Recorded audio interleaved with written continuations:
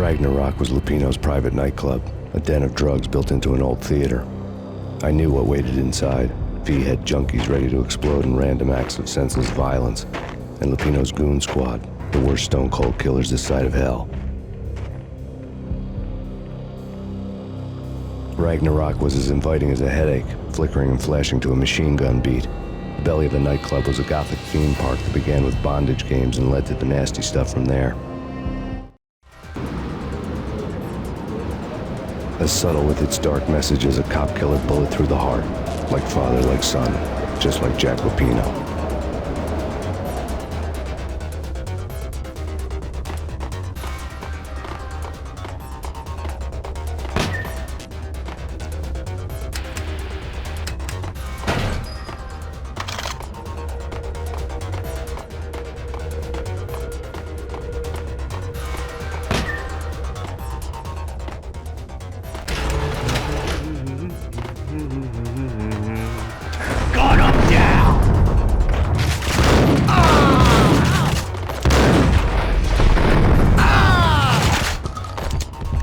The book had never been a bestseller.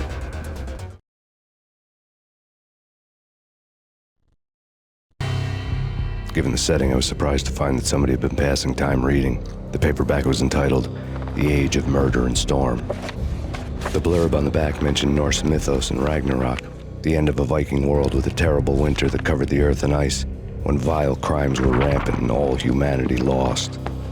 I could see how somebody impressionable might get it into their head that we were at the end of time. I was also beginning to see what the nightclub and its owner were all about.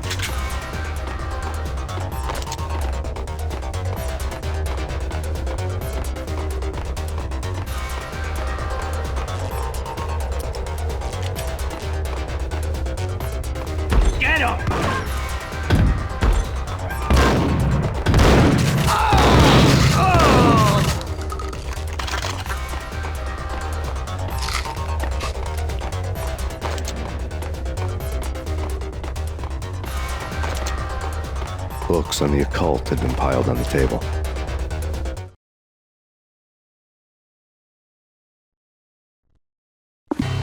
The room was stacked with light reading, such as Necronomicon, Witchcraft, and Paradise Lost. Old exotic titles like Malleus Maleficarum and De Umbrarum Reini Novum Portus. Books with pentagrams on their covers, all dealing with the occult and the infernal, lying between stacks of horror videos and a couple of Ouija boards. The only thing I could take seriously was the thought of Lupino taking it seriously. He had been spending a lot of time getting intimate with the guy downstairs.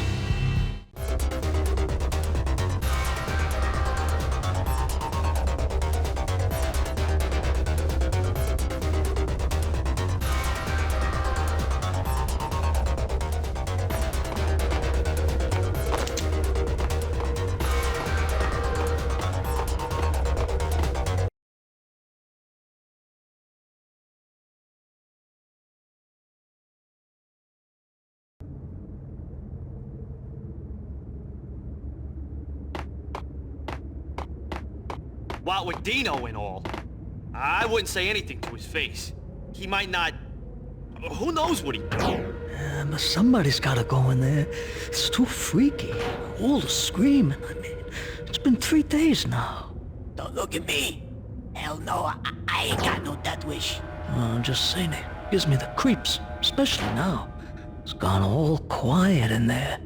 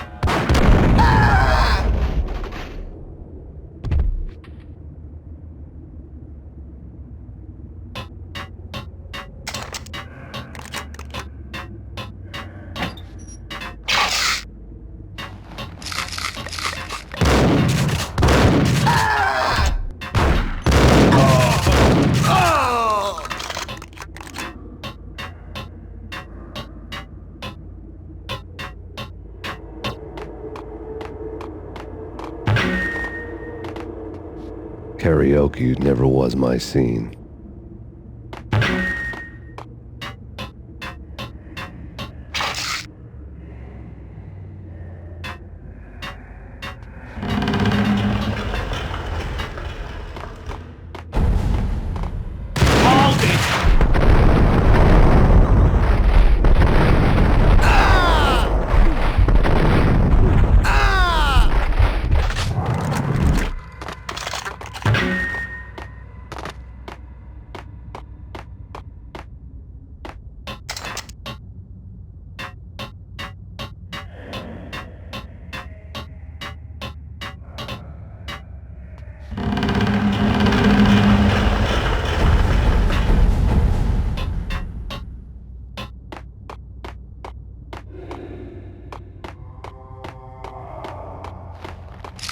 Hey!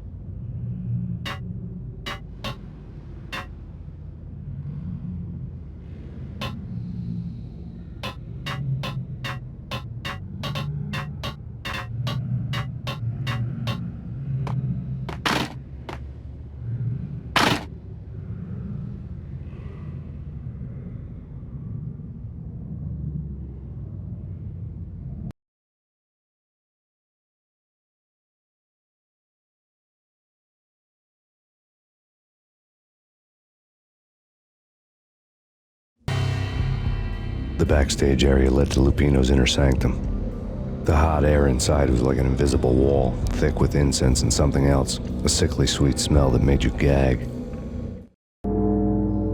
This was the rotten core of the Big Apple. Lupino lurked somewhere ahead, like a spider at the center of his web, waiting. The vapors in the air started to make my head swim. Torn pieces of a letter lay scattered on the sofa.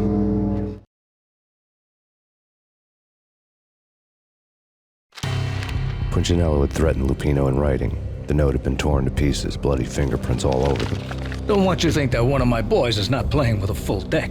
Shape up, Jack. We are running a business here. I'd hate to send the trio to strong-arm you. The trio were the Don's notorious henchmen. It was obvious that Lupino hadn't been intimidated by the threat. Lupino's notes covered the table.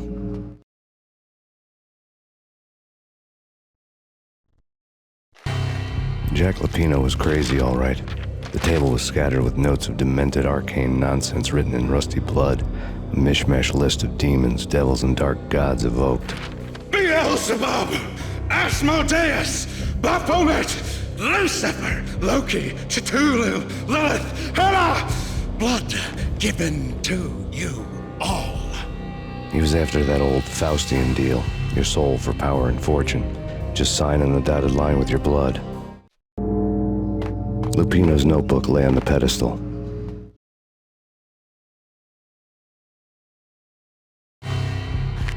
Jack Lupino was crazy, all right.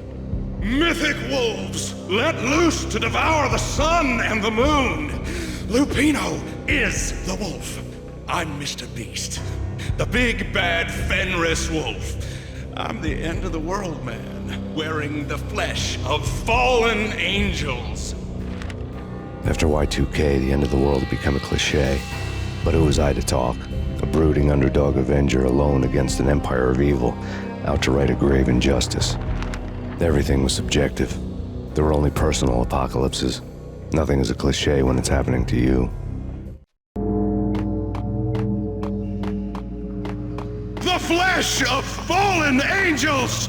Come to me all! Astaroth, Beelzebub, Asmodeus, Baphomet, Lucifer, Loki, Satan, Cthulhu, Lilith, Hela! Blood to you all! Secret, living under the skin of reality. I've seen it. The corruption of flesh. Oh! I'm the wolf, yeah! I am the wolf! It's close. It's coming. You have come. A witness to the end of time. It's now! I will rise to her side! I don't need the words! I'm beyond the words!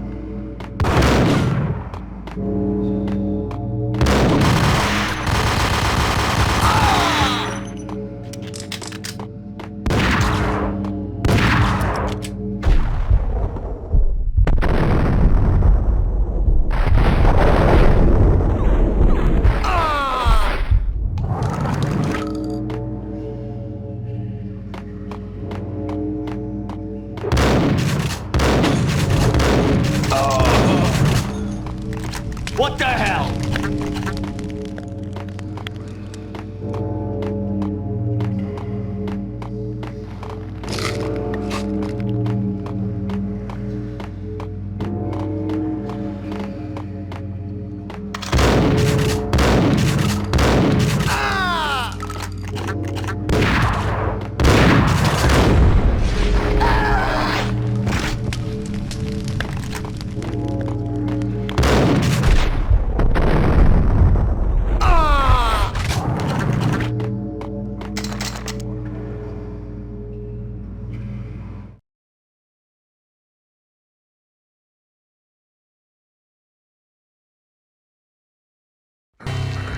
I had known there'd have to be a catch in it somewhere, and this one was the Empire State Building of catches.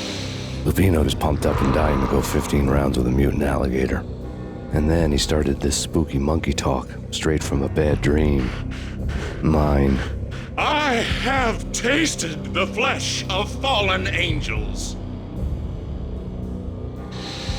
I've tasted the devil's green blood. It runs in my veins. I've seen beyond the world of skin, the architecture of blood and bow and arrow.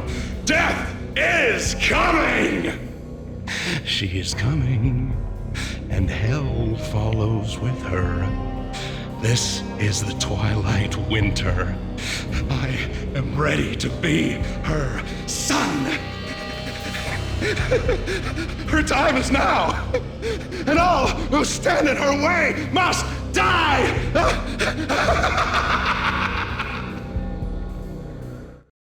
Die! You'll die! You'll die! Now! All die!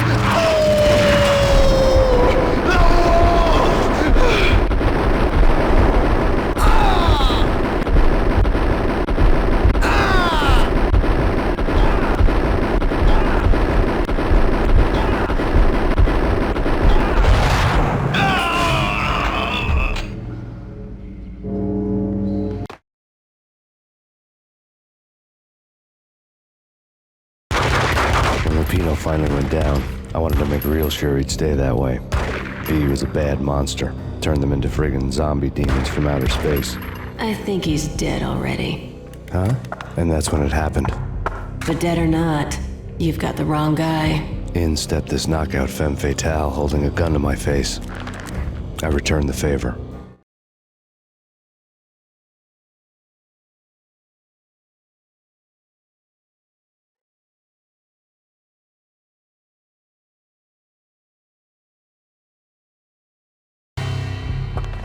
Lisa Punchinello. Lisa Punchinello was the Don's wife. Mona Sachs. Lisa's evil twin. Your safety's off, evil twin. You might hurt someone with that gun of yours. Lisa's the damsel in distress. I'm the professional. I'd blow you away without batting an eye. Sure, and you can check out my credentials splattered all over this joint. Jack couldn't have framed you. Not the state he was in. We're after the same slime bag. Angelo Punchinello's the one who murdered your friend and framed you with it. You know this for a fact. I've got my sources. I don't have a clue these days. I just shoot them as they come. Who put a contract on the Archfiend? This one's mine. I hate the guts of that sadistic wife-beater. Why not pool our bullets for this one? I thought you'd never ask. My finger was starting to twitch. How do you like your whiskey?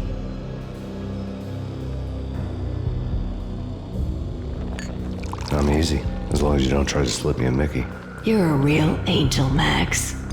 It was good stuff. Tasted sweet as honey going down. Nothing personal. Can't risk you going berserk and getting Lisa killed.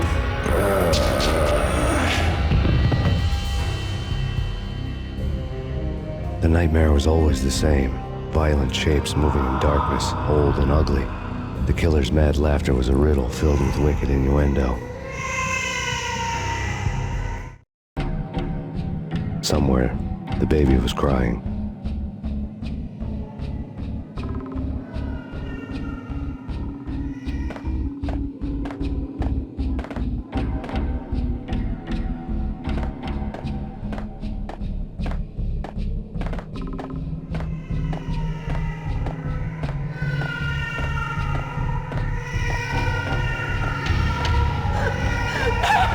No, please, Max! Why? I didn't mean to.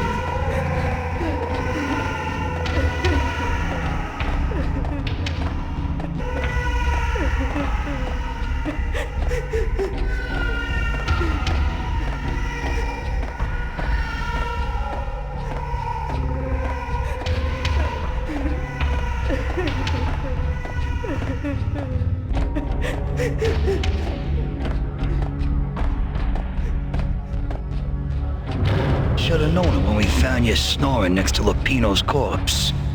A comedian, huh?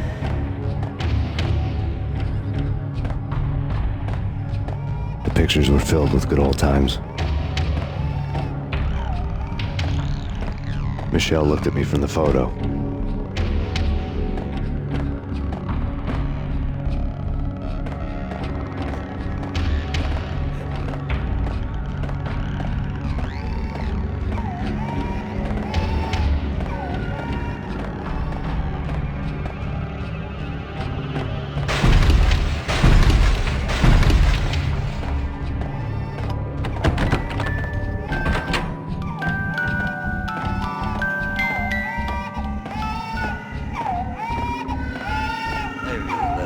Cartoons.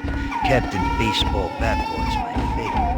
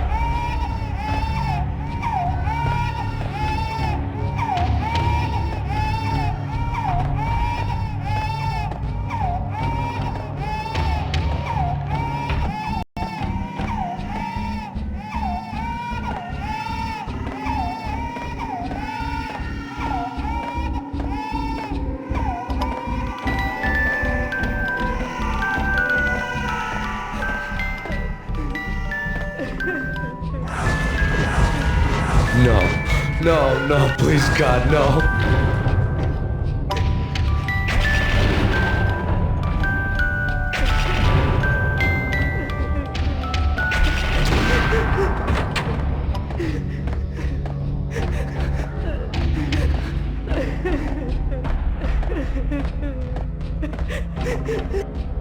Slice them, dice them, shoot them full of holes, blow them to bits, vaporize them, disintegrate them. No matter what you do, they'll still be back, good as... Michelle's diary lay on the table.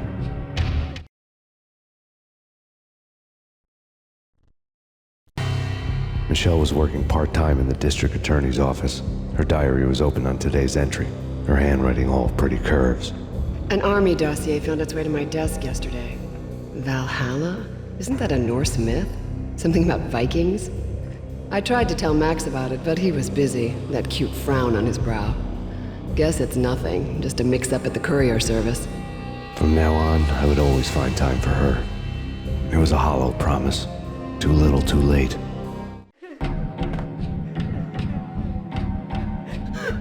Max, no, please, Max! Why? I didn't mean to. I'm sorry.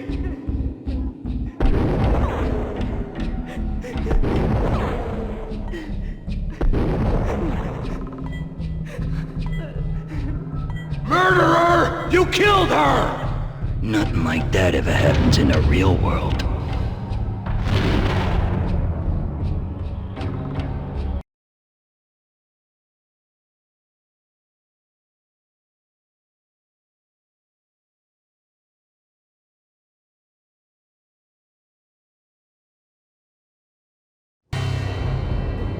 woke up in a bad dream. My head felt 2 sizes too small for my brain. Max Payne. I envy your name. And the killer was smiling. Pleased to meet you. I'm Frankie the Bat Niagara. Niagara, as in you cry a lot? He had a baseball bat and I was tied to a chair. Pissing him off was the smart thing to do.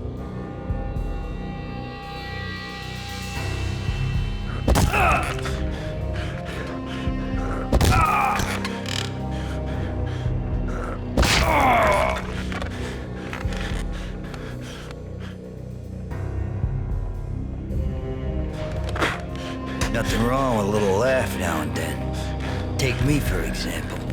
I love to watch cartoons. Cartoon violence is a fascinating thing.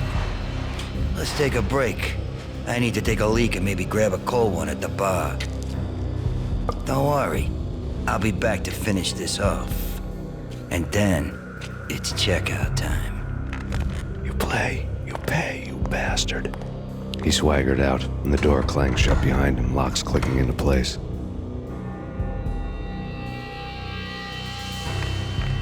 Everyone makes mistakes. Mine hadn't been to crack jokes about the goon with the bat. He'd have cracked my skull regardless. It hadn't even been to trust a girl with a gun. I had blindly gone after the first bad guy on my hit list when I should have been aiming further up the ladder, at the head of the Punchinello family. I couldn't bring myself to be pissed at Mona. Guess I had a soft spot for a pretty face.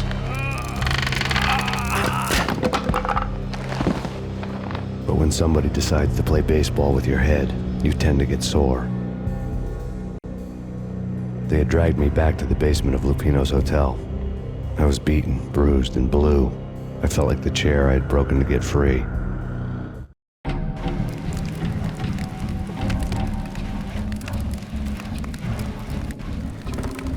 All I had was Niagara's bat, sticky with my own blood.